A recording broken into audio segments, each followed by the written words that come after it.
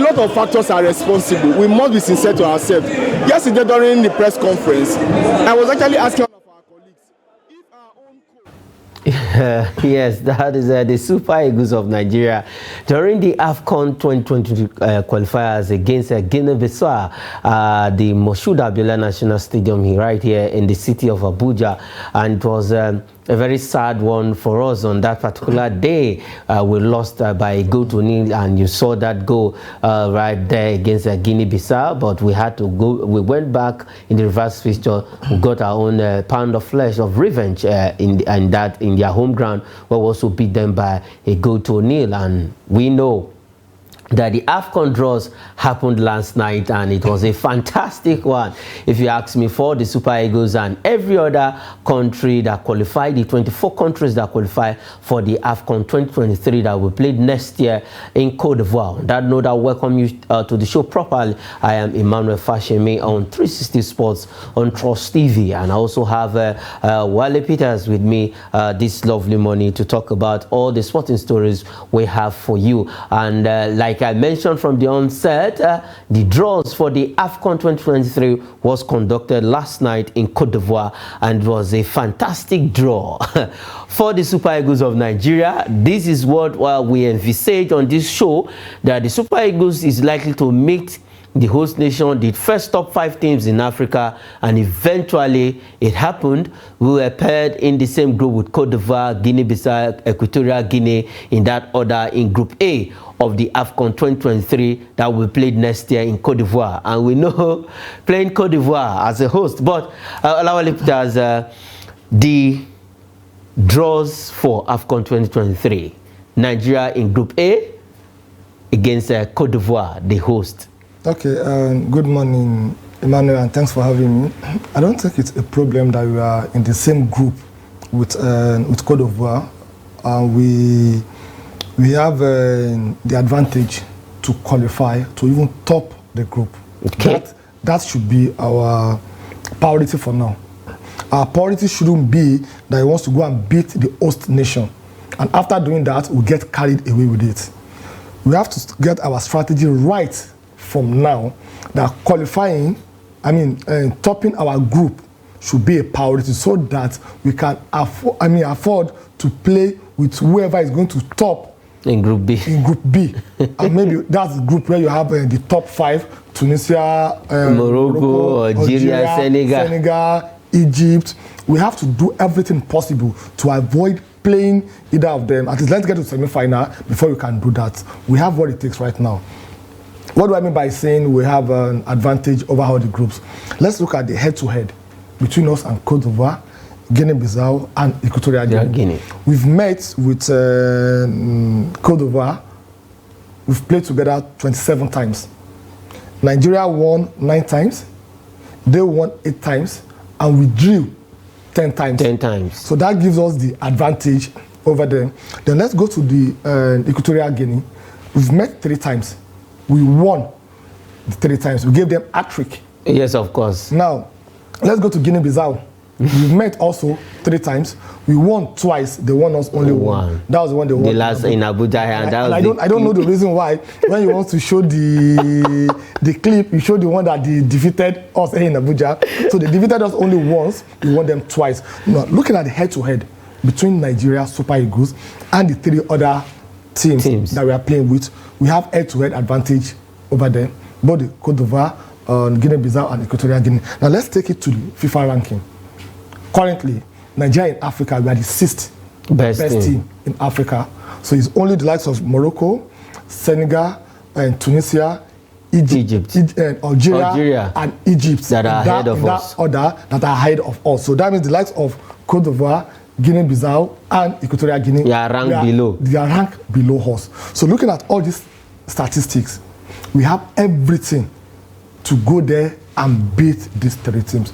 If we can, at least let's try as much as possible our game against Cote d'Ivoire, because I know what the home support normally look like. It's going to be very, very, very massive for them. But they are a neighboring country also, so we shouldn't be scared of that. We have a lot of Nigerians also in Cote d'Ivoire. So this is the high time for the federal government also, with the support of the NFF, with the support of the federal government, to start mobilizing our people there, our supporters there, if it's going to be the gate fee or whatever, so that we can feel the presence of our supporters over there. We really, really need this to rejuvenate the football atmosphere in this country. So as far as I'm concerned, I don't think we should have a problem, but the only issue that's giving me concern is the don't, I didn't say it, thank God you said it yourself. It's the pilots from our team. That is what the problem is now. Look at all the statistics I give to you. The Cote d'Ivoire 27 times, we won them 9 times. They won 8. We drew 10 times. Guinea-Bissau, we won twice. They only won once. Equatorial Guinea, we won them 3 times. Hat-trick. FIFA ranking, we are currently 6th above all of them. In Africa, we are above all of them. So if you look at all these parameters, all this analysis, and you look at the strength of the current Super Eagles players that we have in Europe, what they are really doing now, I think we should be a force to be reckoned with. What we need is a coach that knows his honor, that knows what he's doing, that understands the pedigree of African football. We are not playing European team. We are playing our African. So it's a game of physical. That is what we need right now. So that is where I think we really, really need to get it right. If you can get it right from there, take it or leave it. I see us playing in the final. Okay, let's have the groupings again. Let's have the groupings, how they are. Let's look at from Nigeria, from Group A to the last group. We have in Group A, Cote d'Ivoire, Nigeria, Equatorial Guinea, and Guinea-Bissau. In Group B, we have Egypt, Cape Verde, Mozambique. And then in Group C, we have the defending champions Senegal, Senegal and Cameroon. Big one. Senegal, Cameroon, Guinea, and Gambia. And then in Group D, we have Algeria, Burkina Faso, Mauritania, and Angola.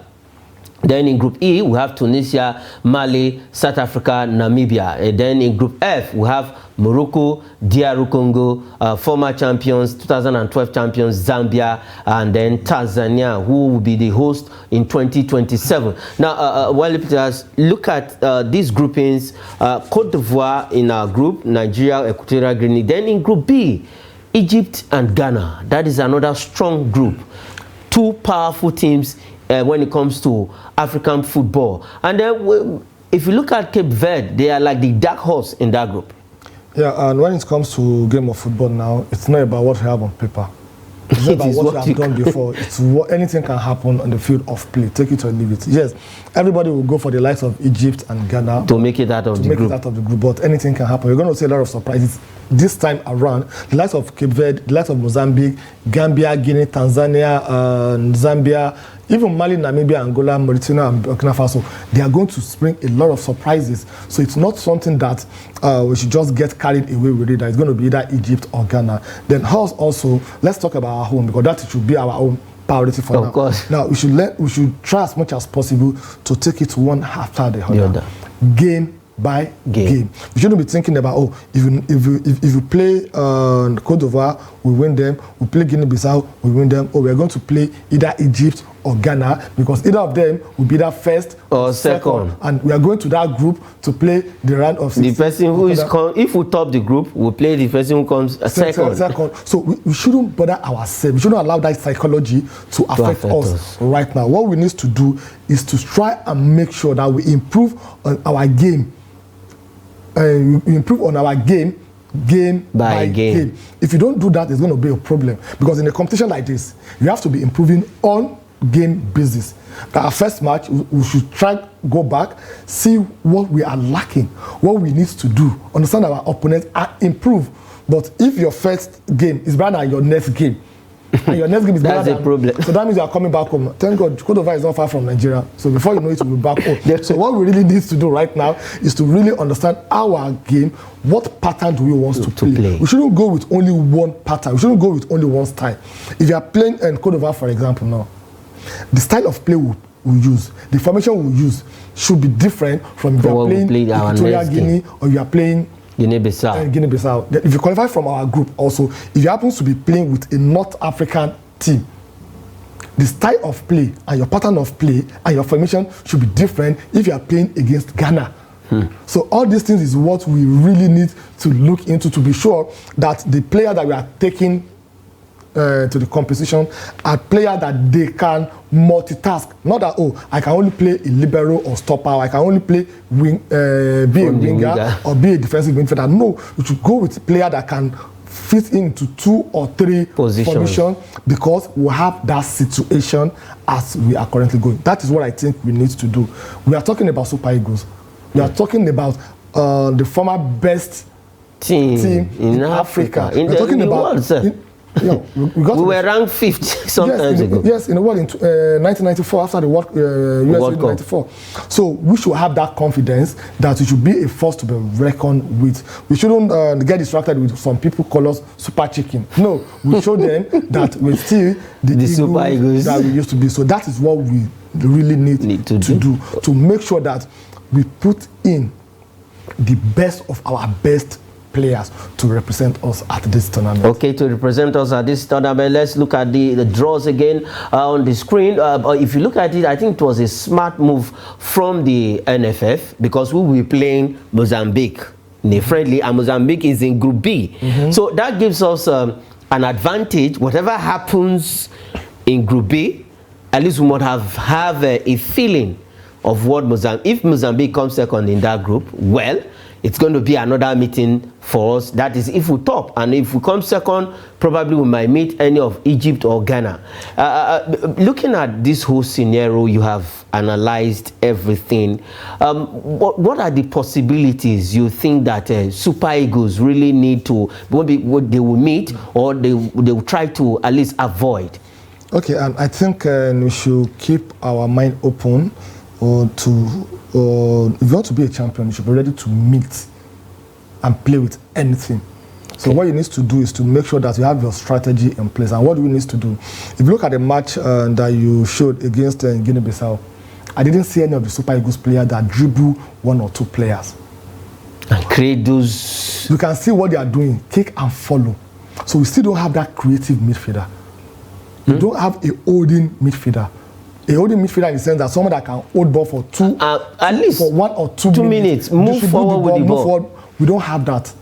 And the coach that we have now is the coach that if he's going with 23 players, he will go with 10 attackers, 4 midfielder, and 20 defenders. So that is a problem. What we need now, the midfielder, they are the propeller that keeps the engine of a team running because they serve as the bridge between the midfielder and the defender, the midfielder and the attackers. So if you have a good midfielder, take it or leave it, you're going to be very, very, very comfortable. My advice, that is the area that we really need to look into.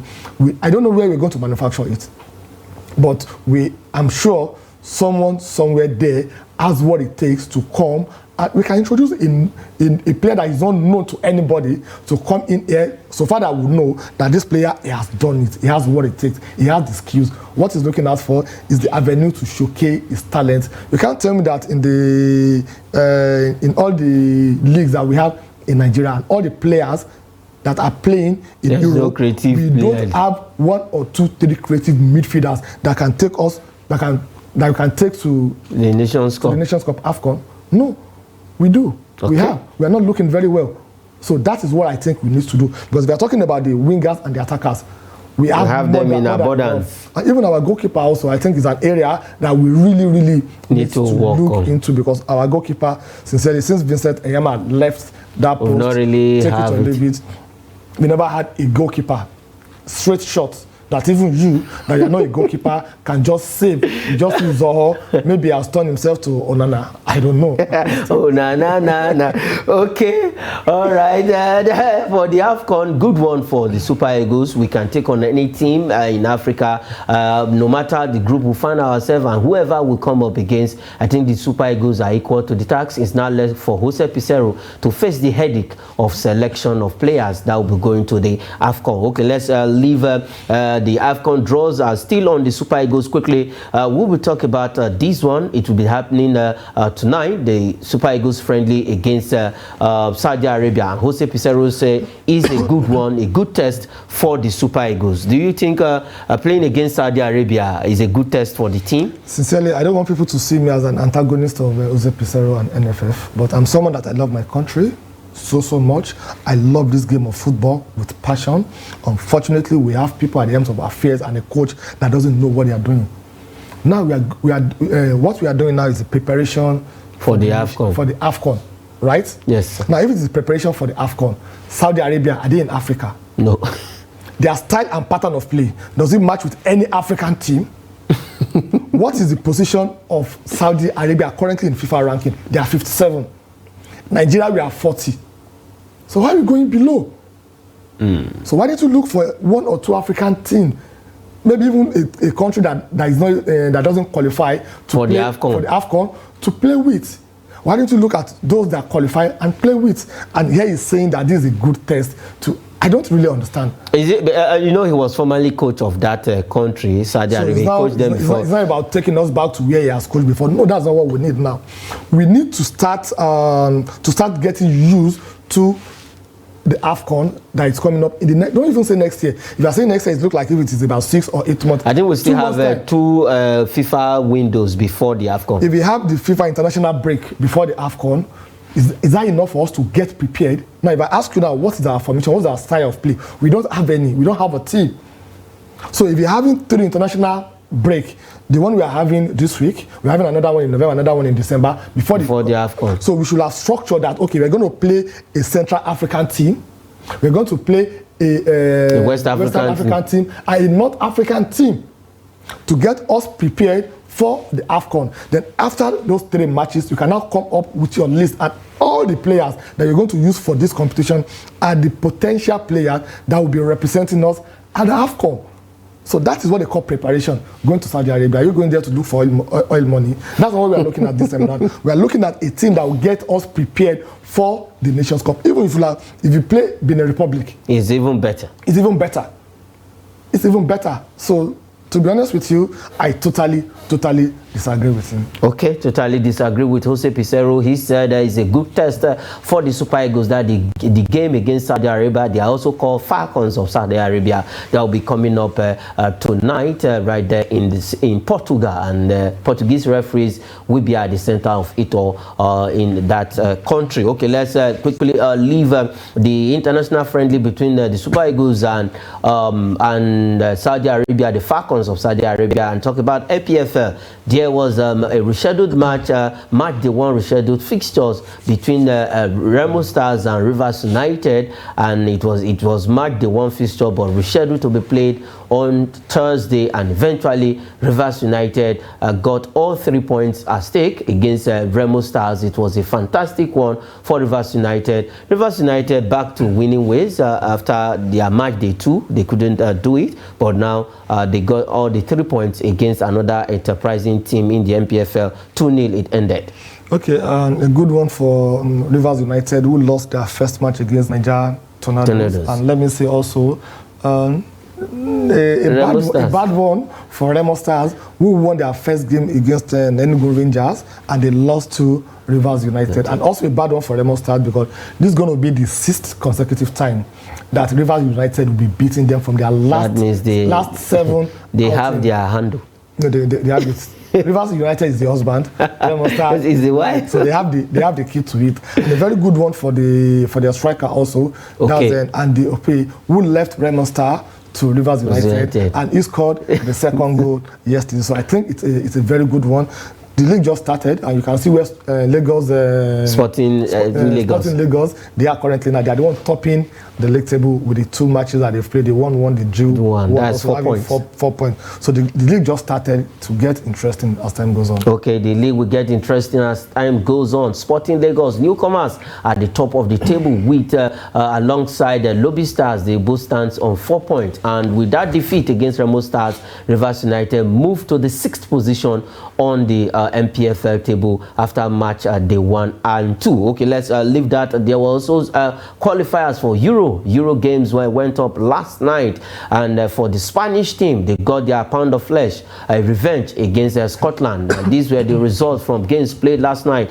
Cyprus lost at home to Haaland's team, the country, Norway, and Spain, like I said, got their own revenge against Scotland. 2-0 ended, and Latvia also beat Armenia 2-0. Croatia lost at home to Turkey 1-0, and Albania 3, Czech Republic 0, Faroe Island lost at home to Poland 2, Andorra 0, Kosovo 3, and Belarus against Romania. It was a goalless draw. We also had friendlies that were played last night. We had some results of friendly games that were played last night. Egypt beat Zambia. These two countries will be playing in the AFCON 1-0. Georgia trashed Thailand 8-0. Montenegro against Lebanon, it was 3-2. Football Union of Russia 1, Cameroon 0, Sweden 3, Moldova 1, and Algeria beat another AFCON bound team 5-1. Now, I just want to go with you. Look at what Egypt, Algeria are doing. They are playing countries that are going to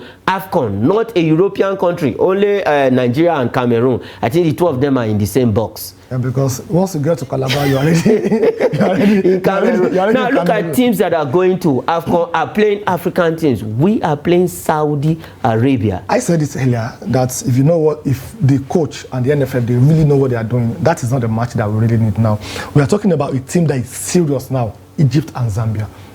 We are talking about countries that are serious, Algeria and Cape Verde. So this will propel them to prepare more, to look at their loopholes, because you are playing with people that, it's like you are going to war. You have to get prepared against your opponents. And we're talking about your opponent, you look at the opponent that have the same strategy, the same pattern with you. So sincerely, it's I don't know what they say. I mean, I don't know what to really say. Tell Jose Pizarro and NFF. Jose Pizarro and NFF. They make the job look so easy that most of us. I can even become the coach of Super Eagles. To be honest with you, you can do far better than what Jose Pizarro is doing. Yes. And I'm sure if they ask you to come and do it free of charge, you will do it. I will do it, but they have to pay me. Okay, those are the results for international friendlies that went down. Some were played in the afternoon earlier and some in the night. Okay, let's quickly have today's fixtures. We also have fixtures that will be coming up today in the international friendlies as we speak. Some are about to start. Okay, let's have the fixtures for some games. Japan against Canada, South Korea against Tunisia, Qatar against Iraq, Saudi Arabia against Nigeria. That will be coming up by 5 p.m. Nigerian time. South Africa will take on Eswatini, Jordan against Iran, and England and Australia will resume their rivalry. Okay, before we go on the show, let's quickly take this story. It concerns Nigeria. I don't know what is wrong with Athletics Integrity Unit of Nigeria. Now they've slammed 6 years ban on Divine Oduduru for doping. This is a fantastic man. Just 6 years ban. Quickly, Okay, I think this is a good one for the image of the country. This is not a good one for the athletes also. And I think also the Nigerian athletics also needs to do a lot. And I've said this before and I'll say it again. If they said you are fond of doping, it doesn't mean you are using a drug or anything. Maybe you use a banned substance. And most of these banned substances, we don't normally update them on the Nigerian Athletics website. And this is something that needs to be updated on daily, weekly, and monthly basis. If that is done, probably we'll be able to avoid, not that I'm supporting what he did, okay, we should also try as much as possible to do our part as a federation. A bad one for me is like end of the career. Okay, it's like the end of his career.